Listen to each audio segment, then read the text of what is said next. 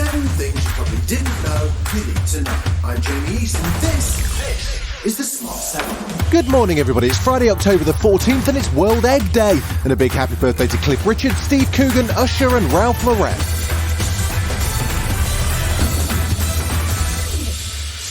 As pressure grows on Prime Minister Liz Truss to reverse further measures from last month's controversial mini-budget, Chancellor Kwasi has been busy defending the planned tax cuts at the International Monetary Fund Summit in Washington.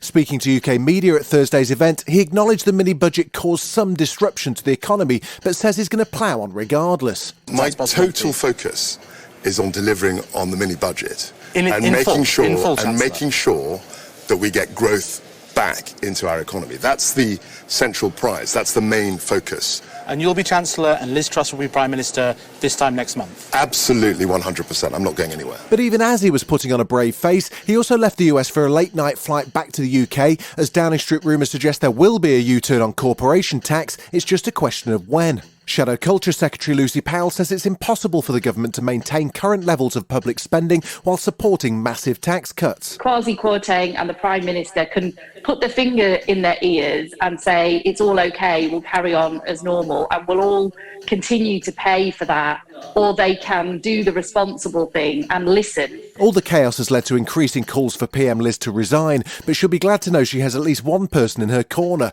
New Foreign Secretary James Cleverly says now's just not the time for another personnel change. I think that changing the leadership would be a disastrously bad idea, not just politically but also economically. 100,000 postal workers across the UK walked out on Thursday in an ongoing dispute with Royal Mail over pay and conditions. The 24-hour strike marked the 6th day of industrial action in recent months, and it's in response to proposals which would see cuts to sick pay, 3-hour delays to deliveries, and the parcel arm of the force scrapped and replaced by self-employed owner drivers. Dave Ward's General Secretary of the Communications Workers Union, who organised the strike, and says the current proposals are ludicrous. There's no sane worker in the UK that would accept what the company are putting forward. And, we are determined, our members are absolutely determined to make sure that we succeed.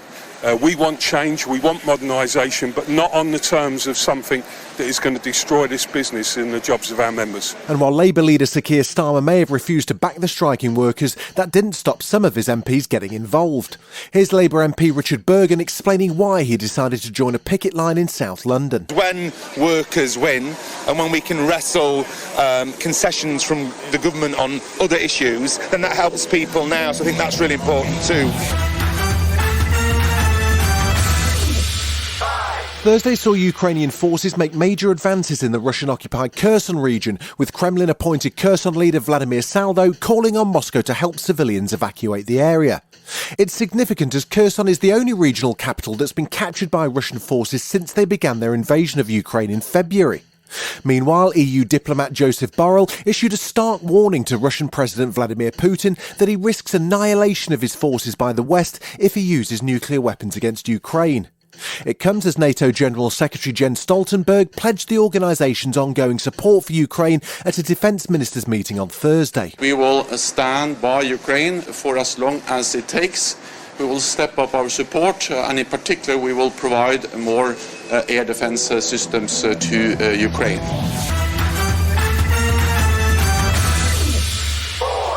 Thursday was another no-good day for Donald Trump. The Supreme Court rejected his appeal on the Mar-a-Lago classified goodie bag case, and the January the 6th committee made him their focus in what may be their final hearing. They showed new evidence, including video footage of Nancy Pelosi phoning the acting Attorney General and several governors in an attempt to get the National Guard to intervene and stop the riot. There was also new detail from Secret Service emails and internal memos that showed the plan was to steal the election long before the election even took place. Finally, the committee's co-chair, Republican Liz Cheney, put forward a motion that the committee direct the chairman to issue a subpoena for relevant documents and testimony under oath from Donald John Trump. The 9 committee members then voted publicly on the summons, which Trump will presumably battle through the courts. Mr. Chairman, the clerk will report the vote.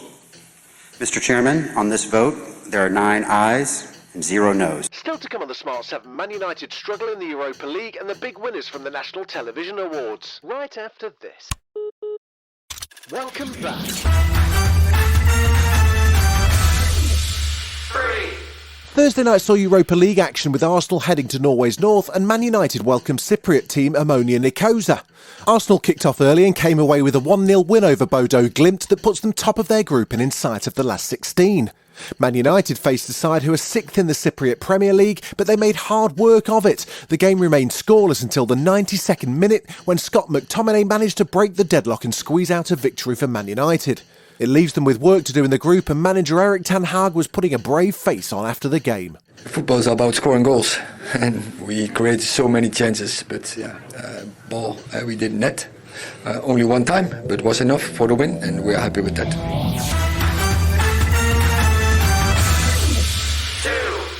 He may be an Oscar award-winning actor, but Eddie Redmayne is just like the rest of us at heart. The Theory of Everything star appeared on James Corden this week to promote his latest movie, The Good Nurse, and while he was there, he revealed his obsession for the ultimate British reality show, Love Island. Apparently, he was just bored while filming Fantastic Beasts. And I sort of happened to go on to watch Love Island, and it became like a hardcore addiction, which I kept to myself until one evening at dinner, someone was talking about it, and I couldn't help but oh my God, yeah, Chris and Ken, and Naomi. Got pulled for a chat. Yeah, you got pulled Hannah, for a chat. my wife, looks at me going like, what? Thursday night saw the rescheduled National Television Awards take place at Wembley Arena. There was no Ant and Dec as they both got COVID, but that didn't stop them picking up the first award of the night for I'm a Celebrity. Martin Lewis won the Expert of the Year award for his money-saving crusade, King Charles popped up on video, and despite stiff competition from Alison Hammond, Ant and Dec won Best Presenter for the 21st year in a row. Alison did get an award along with Phil and Holly for Best Daytime Show, though. And Sir Lenny Henry picked up a special recognition award to honour his nearly 50-year career in television. He spoke about representation and how being a role model made a difference, and he's certainly got range too. I've been an impressionist, a genie, a Brixton DJ, a chef, a pretend white bloke, a weird shrunken head thing on a Harry Potter bus, a Doctor Who villain, a Broadchurch suspect, and now I'm a goddamn black Irish hobbit. This has been The Smart 7. Wherever you're listening, do us a favour and hit the follow button. We'll be back tomorrow at 7 a.m. Have a great day. Written, produced and published by Daft Doris.